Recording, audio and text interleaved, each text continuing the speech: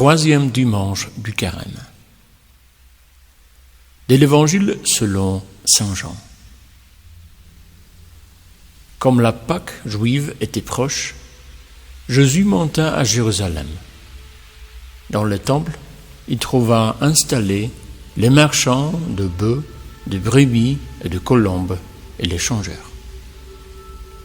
Il fit un fouet avec des cordes et les chassa tous du temple, ainsi que les brebis et le bœuf. Il jeta par terre la monnaie des changeurs, renversa leur comptoir et dit aux marchands de colombes : « Enlevez cela d'ici. Cessez de faire de la maison de mon Père une maison de commerce. » Ses disciples se rappelèrent qu'il est écrit : « L'amour de ta maison fera mon tourment. » Des Juifs l'interpellèrent : « Quel signe peux-tu nous donner pour agir ainsi ?» Jésus leur répondit : « Détruisez ce sanctuaire, et en 3 jours je le releverai. » Les Juifs lui répliquèrent : « Il a fallu 46 ans pour bâtir ce sanctuaire, et toi, en 3 jours, tu le releverais ?» Mais lui parlait du sanctuaire de son corps. Nous connaissons bien cet évangile et je pense que nous nous demandons trop souvent pourquoi Jésus réagit ainsi dans le temple.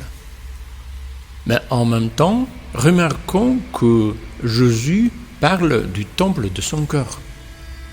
Et comme dans chaque passage de la Bible, nous pouvons trouver, même ici, des couches plus profondes, invisibles au premier coup d'œil. Quand on parle du temple du cœur, on peut aussi découvrir que saint Paul, dans sa première lettre aux Corinthiens, dans le 3e chapitre, il dit : « Ne savez-vous pas que vous êtes un sanctuaire de Dieu et que l'Esprit de Dieu habite en vous ? Nous-mêmes comme le temple de Dieu, comme le lieu où Dieu veut habiter, veut demeurer. » Je voudrais attirer notre attention sur cette forme particulière de la demeure de Dieu en nous, qu'est la prière. Qu'est-ce qu'il y a dans notre prière qui doit être jeté dehors ? Dans l'Évangile, Jésus chasse du temple même des animaux, des bœufs, des brebis et des colombes. Autrement dit, grand bétail, petit bétail et les oiseaux. Que peuvent signifier allégoriquement ce gros bœuf dans notre lieu de rencontre avec Dieu, dans la prière ? Si on pense d'un gros bœuf dans le temple, ça pourrait être vraiment gênant, même insupportable. Je pense ici à notre colère, notre jalousie et notre manque de pardon. Combien de fois nous commençons notre prière et en même temps nous gardons une grande colère dans notre cœur, où nous continuons toujours à nous souvenir de torts, de blessures que quelqu'un nous a fait dans le passé. Cela nous empêche d'établir une relation avec Dieu, cela nous empêche de prier. On voit aussi l'image de brebis dans le temple. Le petit bétail qui est peut-être moins gênant, qui par rapport au bœuf est plus sympa. On pourrait imaginer un petit agneau dans le temple qui se promène, on le regarde, il n'est pas tellement gênant. Dans cette image, je vois tout ce qui nous gêne dans la prière. Par exemple, nos soucis quotidiens concernant nos proches, la vie quotidienne qui est pleine de soucis. Cela ne nous empêche pas de prier autant que la haine ou le manque de pardon, mais ça peut être aussi gênant. Le problème vient peut-être d'un manque de confiance en Dieu, ce que nous amène parfois à trop nous inquiéter, mais Dieu se soucie de nos affaires quotidiennes et de nos proches. Quand toutes ces choses nous viennent à l'esprit pendant la prière, peut-être devrions-nous simplement les offrir, les confier à Dieu et dire : « Seigneur, tu vois à quel point ces pensées et ces inquiétudes me dérangent. Alors, prends soin de ceux que je ne peux pas influencer, mais tu le peux.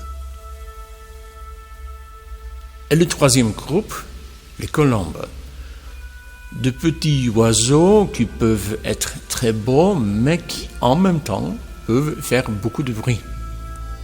Pour moi, ce sont toutes ces choses que, par notre faute, nous ne voulons pas retirer de notre prière. Ne nous arrive-t-il pas de commencer à prier et en même temps notre téléphone portable se trouve à côté de nous avec les notifications activées et nous regardons de temps en temps avec curiosité pour voir qui nous a écrit. Ou bien, avant la prière, nous nous remplissons d'un certain contenu, peut-être pas mauvais, mais nous ne trouvons pas d'espace de silence pour entrer dans la prière, dans une rencontre avec Dieu. Je vois ici toutes ces circonstances de notre prière sur lesquelles nous pouvons influencer et agir, mais peut-être sommes-nous tellement habitués à prier de cette façon, cela reste ainsi. Le grand bétail, le petit bétail et le colombe. Mais comment puis-je changer tout cela si j'ai prié de cette façon depuis des années? Je ne peux rien faire parce que c'est comme ça. Peut-être il faut changer nos habitudes. Même s'il fallut 46 ans pour bâtir ce sanctuaire, et on voit qu'il est en mauvais état, Dieu pourra le relever en 3 jours, ou même plus court. J'ai juste besoin de lui faire confiance et de lui dire « Moi, je ne peux pas le faire.